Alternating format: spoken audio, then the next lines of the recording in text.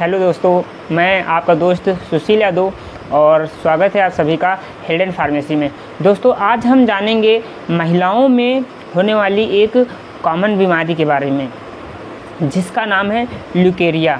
हम जानेंगे कि ल्यूकेरिया की पहचान क्या है, ल्यूकेरिया को हम कैसे पहचानेंगे, ल्यूकेरिया के लक्षण क्या हैं और ल्यूकेरिया का ट्रीटमेंट क्या है। अगर किसी को ये बीमारी हो गई है तो हम उसका एलोपैथ में क्या ट्रीटमेंट करेंगे। तो ल्यूकेरिया जो है, इसमें डिस्चार्ज होता है या तो वाइट डिस्चार्ज होता है या तो फिर येलो डिस्चार्ज होता है। अब हम इसको पहचानेंगे कैसे कि ये ल्यूकेरिया ही है। अगर जो डिस्चार्ज हो रहा है, चाहे वाइट डिस्चार्ज हो चाहे येलो डिस्चार्ज हो, एक तो हार्मोन्स के डिसबैलेंसिंग के कारण भी जो डिस्चार्ज होता है वो होता है, लेकिन उसमें स्मेल नहीं आती है। तो अगर डिस्चार्ज है और उसमें स्मेल आ रही है तो आप समझ जाइए कि वो ल्यूकेरिया ही हुआ है। और अगर स्मेल के साथ बहुत ज़्यादा प्राइवेट पार्ट में खुजली हो रही है, बहुत ज़्यादा इचिंग हो रही है, तो समझ जाइए आपकी वो फंगल इन्फेक्शन हुआ है। अब इसके कारण क्या हैं, ये इन्फेक्शन कैसे हो जाता है। कुछ महिलाएं आज भी क्या करती हैं, अपने पीरियड के टाइम कपड़ा यूज़ करती हैं। तो अगर आप कपड़ा यूज़ कर रहे हैं तब भी आपको ये इन्फेक्शन हो सकता है। अगर आपके पार्टनर को फंगल इन्फेक्शन है और आप शारीरिक संबंध बना रहे हैं अपने पार्टनर के साथ में, तब भी आपको ये प्रॉब्लम हो सकती है। तीसरा क्या है, अगर आप ऐसी जगह पर रह रहे हैं जहाँ पे कॉमन वॉशरूम है और किसी दूसरी महिला को या पुरुष को वो समस्या है और आप भी उसी वॉशरूम में जा रहे हैं तो आपको भी वो समस्या हो सकती है। या फिर वॉशरूम का जो पानी है अगर वो गंदा है, इन्फेक्टेड है, तब भी आपको ये समस्या हो सकती है। तो आप इस बीमारी से बचने के लिए क्या कर सकते हैं, एक तो आपको जब पीरियड आए तो आप कपड़े की जगह किसी अच्छा सा आप पैड यूज़ कर सकते हैं। और अगर आपके पार्टनर को ऐसी कोई समस्या है तो आप शारीरिक संबंध बनाने से बचें, कब तक, जब तक कि वो पूरी तरीके से सही नहीं हो जाता है।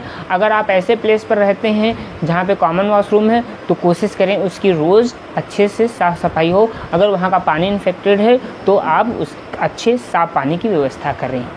अब हमने जान लिया कि हम ल्यूकेरिया को पहचानेंगे कैसे, ल्यूकेरिया होने के कारण क्या होते हैं, और ल्यूकेरिया अगर नहीं हुआ है तो उससे बचने के लिए हम क्या कर सकते हैं। अब हम जानेंगे इसके उपचार। और ये वीडियो जो है ये मेडिकल स्टूडेंट्स के लिए है। अपने आप से किसी भी प्रकार की दवाई आप ना लें, अगर लेना है तो आप किसी फार्मासिस्ट से या फिर अपने डॉक्टर से कंसल्ट करके ही लें। ये वीडियो सिर्फ मेडिकल स्टूडेंट्स की जानकारी के लिए बनाई जा रही है। तो अब हम जानेंगे कि ट्रीटमेंट में हम क्या करेंगे। तो फर्स्ट डे एक किट आती है और उस किट में होता क्या है, उसमें फ्लूकोनाजोल होता है, एजिथ्रोमाइसिन होता है और सिनेडाजोल होता है।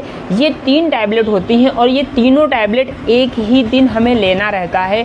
तो अब आपके शहर में ये अलग अलग ब्रांड नेम से भी हो सकती है, कुछ पॉपुलर ब्रांड मैं बता देता हूँ। जैसे फेज 3 किट होता है, जोकॉन AS किट के नाम से आता है, एजीडॉक FS के नाम से भी आता है, A3 किट के भी नाम से आता है। तो ये पॉपुलर इसके ब्रांड हैं। आपके क्षेत्र में हो सकता है कोई भी ब्रांड मिले। अगर उस मेडिसिन के अंदर ये तीनों टैबलेट हैं तो आप बिल्कुल उसको जो सस्ते रेट पे कम दामों पर आपको मिल जाए वो आप लेकर उसको यूज़ कर सकते हैं। तो इसको लेना कैसे है, तो इसमें से जो ऊपर पिंक कलर की सबसे छोटी सी गोली है वो फ्लूकोनाजोल होती है। तो फ्लूकोनाजोल को सुबह नाश्ते के बाद में लेना है। उसके बाद में जो एक टैबलेट बड़ी सी है वो एजिथ्रोमाइसिन की 1 ग्राम की टैबलेट होती है, उसको आपको दोपहर के खाने यानी लंच के बाद लेना है। और जो 2 टैबलेट्स और होती हैं उसमें सिनेडाजोल होती है, वो आपको रात को डिनर करने के बाद लेना है।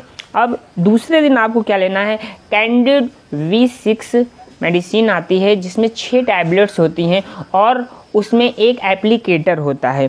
तो उसको क्या करना है, उसको आपको ओरली नहीं लेना है। उसे क्या करना है, रात को सोते समय महिलाएं होती हैं उनको उस एप्लीकेटर में वो एक जो टैबलेट होती है उसको रखना है। उसके बाद में सोते समय सबसे पहले अपने हैंड वॉश करेंगे अच्छे से, उसके बाद हाथ सुखाएंगे, फिर उस एप्लीकेटर में उस टैबलेट को रख के रेजिना के अंदर इंसर्ट करेंगे और ऐसा 6 दिन तक करेंगे। रात को सोते टाइम करेंगे और इससे आपको बहुत ज़्यादा फ़ायदा मिलेगा। इसके साथ में आप एंटीबायोटिक्स भी लेंगे। एंटीबायोटिक में क्या लेंगे? डॉक्सीसाइक्लिन लेंगे। डॉक्सीसाइक्लिन लैक्टिक एसिड बैसिलस के साथ में, क्योंकि डॉक्सीसाइक्लिन एक एंटीबायोटिक होता है। अगर आप एंटीबायोटिक खाएंगे तो आपका पेट भी गड़बड़ हो सकता है, ज़रूरी नहीं है पर हो सकता है, इसलिए उसको हम लैक्टिक एसिड बैसिलस के साथ देते हैं, जिससे लैक्टिक एसिड जो बैसिलस होता है वो आपका पेट गड़बड़ ना होने दे।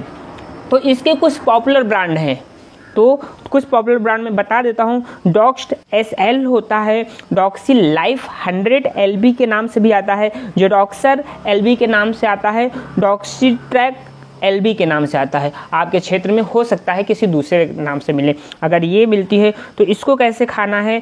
तो जो डॉक्सीसाइक्लिन होता है 100 mg, इसको आपको OD लेना है, दिन भर में 1 बार लेना है। दूसरा जो लेना है आपको वो मेट्रोजिल 400 टैबलेट यूज़ करना है, उसको आपको सुबह शाम खाना खाने के बाद खाना है। अगर फिर भी अच्छा रिस्पॉन्स नहीं मिल रहा है, रिलीफ नहीं हो रहा है पेशेंट को, तो आप मेट्रोजिल 400 की जो टैबलेट हैं उसको रिप्लेस करके उसकी जगह एक इंजेक्शन आता है एमिकासिन 500 सुबह शाम यूज़ करना है, उससे आपको बहुत अच्छा रिजल्ट मिलेगा। एमिकासिन के भी कुछ पॉपुलर ब्रांड हैं, जैसे माइकासिन नाम से आता है, माइकाहॉल 500 के नाम से आता है, टॉर्चिन नाम से आता है, अमीजेक्ट के नाम से आता है। तो इसमें से आपके क्षेत्र में जो भी दवाई मिल जाती है एमिकासिन, उसको आप सुबह शाम 5 या 7 दिन तक यूज़ करते हैं तो अच्छा रिलीफ मिलेगा। इसके साथ साथ में आपको अशोका रिस्ट सिरप लेनी है, सुबह दोपहर और शाम को पीना है। 10 से 20 ml आधे कप पानी में आप पी सकते हैं,